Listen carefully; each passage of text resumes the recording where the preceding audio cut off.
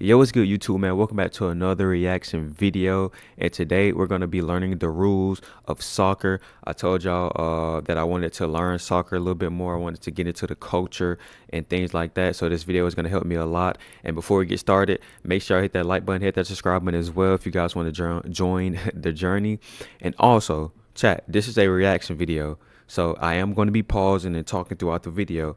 If y'all don't like that, I don't know what to tell y'all, man. But let's get started, man. Let's learn these rules and see if we understand them and retain them. Aim. At its core, football is simple. Score more goals than the other team. Each team tries to move the ball down the pitch and into the opponent's goal using any part of the body except the hands. This is or simple. arms. Yep, Goalkeepers are the we know only this. exception, but more on them later. We know this right here, Chad. This is simple right here. We got the first rule: score more points than your opposing team without using your hands and all of that stuff. With the most goals at the end of the match wins. If both teams score the same number of goals, the game is a draw, unless it's a knockout match, in which case extra time or penalties may decide the winner. Oh, okay. So it's not like regular rules like basketball or football. So games that's tied, it's a draw unless it's a knockout match. So correct me if I'm wrong.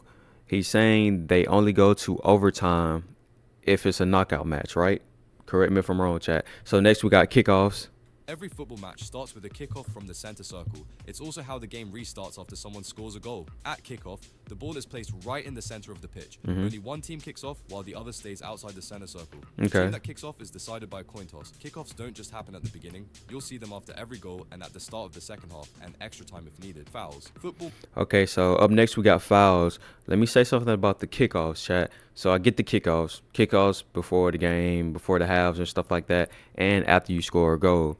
Here's where I get a little confused, I guess. So after say we're facing each other, I score a goal. Does that mean that I kick it off to you, or you kick it off to me? Let me know. Let me know. I'm pretty sure.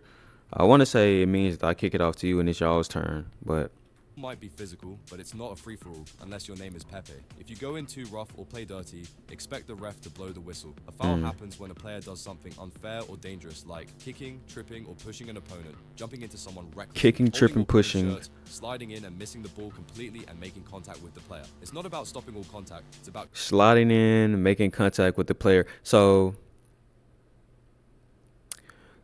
basically you got to ensure that you're hitting the ball first before making contact with the player, or you can't make contact with the player at all. keeping the game safe and fair. Depending on how serious it is, the ref gives a free kick to the other team, or even a penalty kick if it happened inside the box. Yellow and red cards. In football, referees don't just blow whistles, they pull out cards. A yellow card is a warning. It tells a player, that was too much, don't do it again. Okay. Things like reckless tackles, time wasting, or arguing with the ref can earn a yellow. If a player gets 2 yellow cards in one match, that automatically becomes a red card, and they're sent off. So it's kind of like the flagrants, not the the text, kind of like the technical fouls and stuff like that in basketball. You get a tech. The first tech is kind of like a warning. It's not really a warning because the other team gets, a free shot or whatever. But it's sort of kind of like a warning, like, hey, don't do that again. You're on thin ice. And if you get another tech, you immediately get ejected. But sometimes your technical foul could be like a flagrant and you automatically get ejected. Like I'm pretty sure they're about to say about the red card. They can't be replaced, so their team plays with one less player. A straight red card. Oh, wow, that's crazy. And they're sent off. They can't be replaced, so their team plays with one less player. A straight red card is even more serious. That's for violent or dangerous behavior. Think two-footed tackles, deliberate handballs to stop a goal, or aggressive conduct. The card system keeps Okay, wait, let's go back. Tackles to player. A straight red card is even more serious. That's for violent or dangerous. Chat, has this ever happened right here before? Has somebody ever got like punched or got into like a real fight in soccer? Pretty sure though.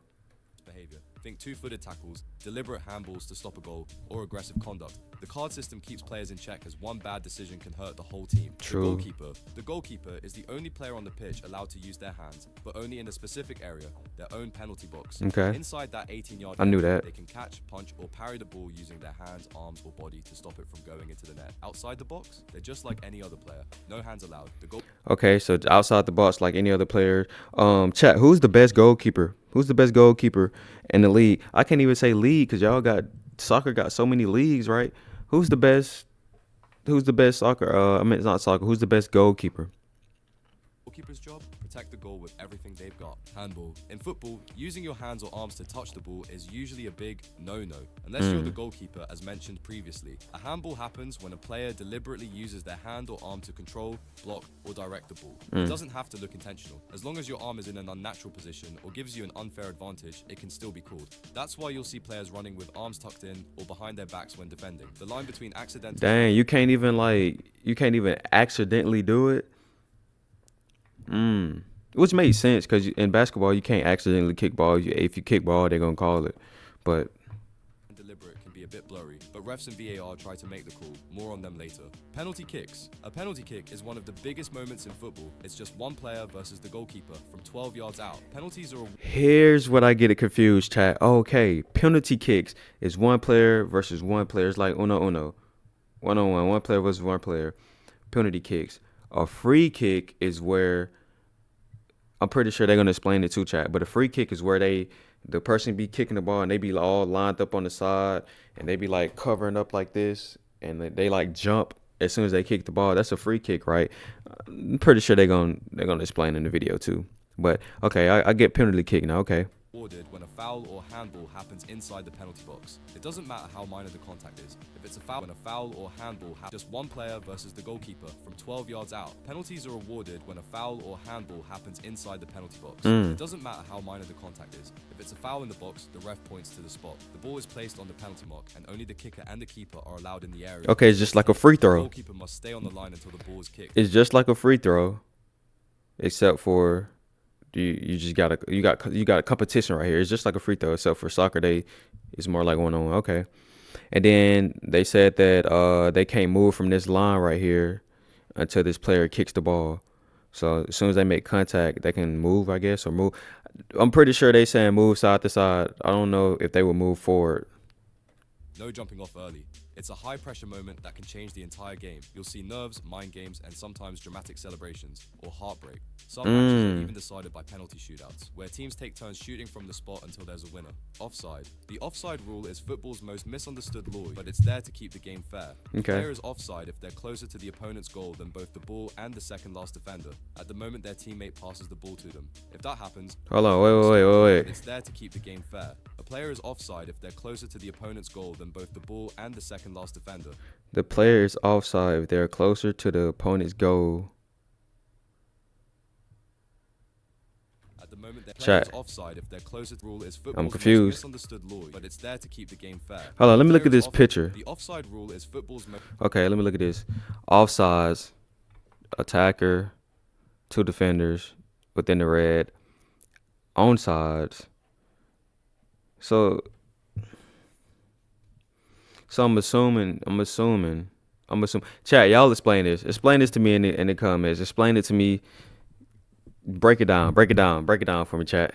Most misunderstood law, but it's there to keep the game fair. A player is offside if they're closer to the opponent's goal than both the ball and the second last defender, at the moment their teammate passes the ball to them. If that happens, the ref stops play and gives the ball to the other team.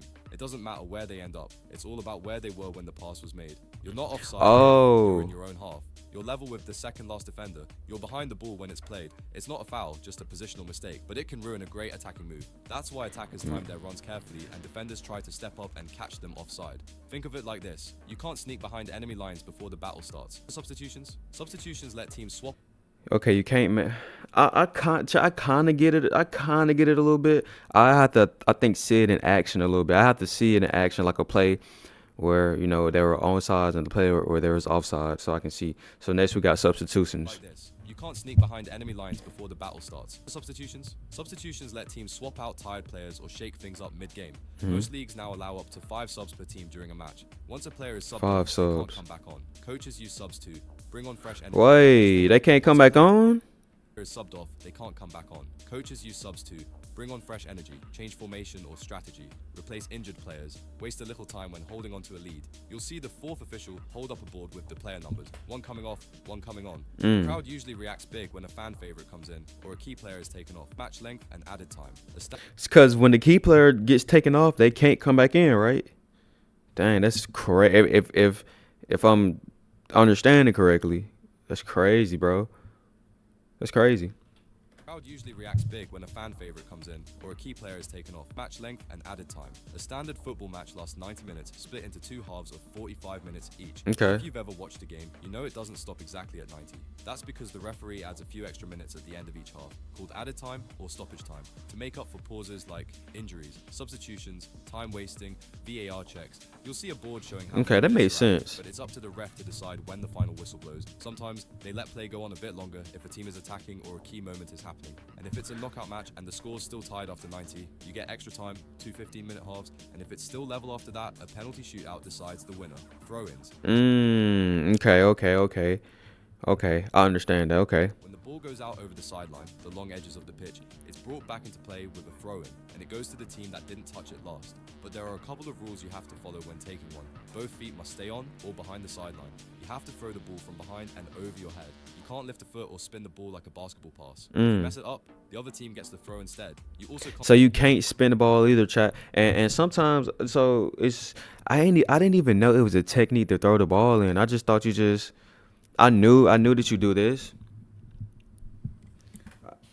I knew that they did that, but I didn't know that you couldn't spin it. You know, sometimes you throw the ball like that and it spins on its own. Sometimes Can't score directly from a throw-in, someone has to touch it first. That's why throw-ins are usually just instead. You also can't score directly from a throw-in, someone has to touch it first. That's why throw-ins are usually just a way to reset and rebuild an attack, unless you're watching a team with a player who can launch it like a rocket. Corner kicks and goal kicks.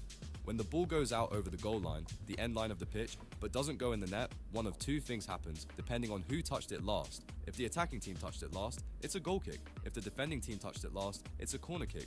Goal kicks are taken from anywhere inside the 6-yard box, the small box near the goal. The goalkeeper or a defender usually kicks it out to restart play. The ball has to leave the penalty area before anyone else can touch So, chat, when they say corner kicks, are we talking about the corners here or are we talking about the corners here?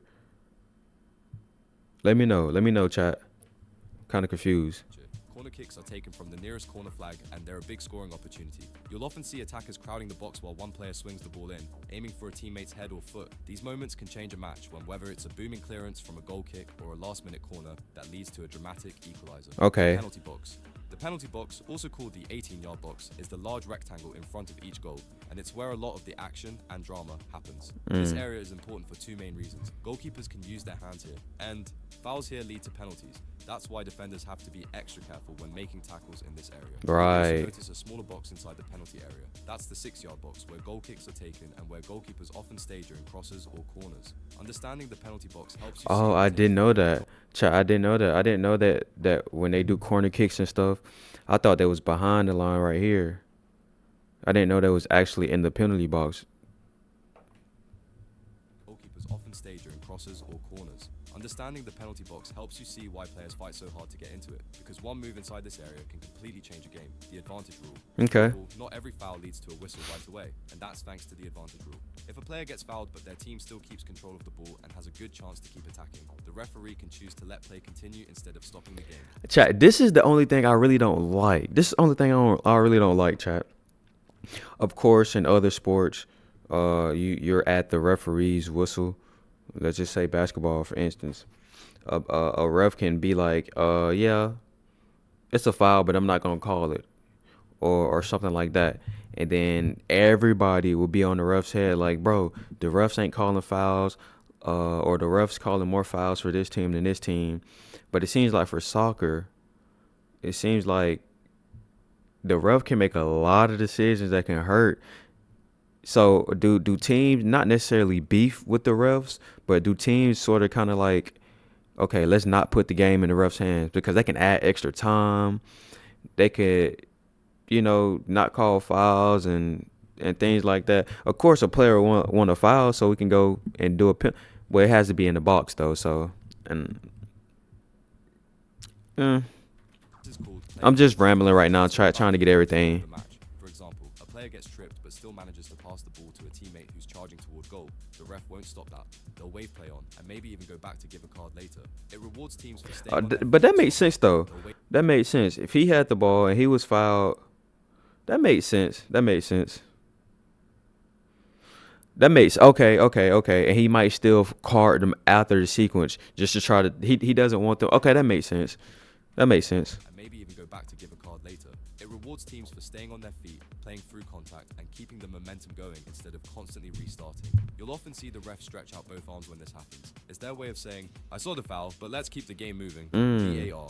VAR stands for Video Assistant Referee, and it's basically football's version of instant replay. A team of officials watches the match through multiple camera angles and can alert the on-field referee if there's a clear and obvious mistake. It's not used for everything, only for key moments like goals. Was there a foul or offside in the build-up? Penalties? Was it a fair call? Straight red cards. Mistaken identity if the ref sends off the wrong player. Sometimes the ref will get a message in their earpiece and go over to check a screen at the side of the pitch. Other times they'll trust the VAR team's input right away. It's not perfect and it can be controversial, especially when decisions take a while or involve very tight offsides. I'm pretty sure, and chat, I'm pretty sure it could be a lot more controversial than like the football and basketball games because like I can't explain it, but it's a lot different, and you have to be like really, really, really, really careful, bro. You can't accidentally hit the ball with your hand, and it's a whole lot. It's a whole lot about the offsides thing too. It's a whole lot. It's there to make big calls more accurate and fair. Next video, we are going to talk about all the major trophies in football, so sub to the channel to get notified. Chat, and I think I'm gonna react to this, all the major trophies in soccer, bro. Also, should we start calling this football? I don't know, cause I'm American, and football is like NFL. Let me know. Let me know in the comments down below. Also, let me know if I should react to all of the trophies and the leagues and things like that. I really do appreciate y'all clicking this video. Hopefully we learn this a little bit better, and then maybe we can start trying to play it a little bit as well. So I appreciate y'all, and I'll see y'all next vid.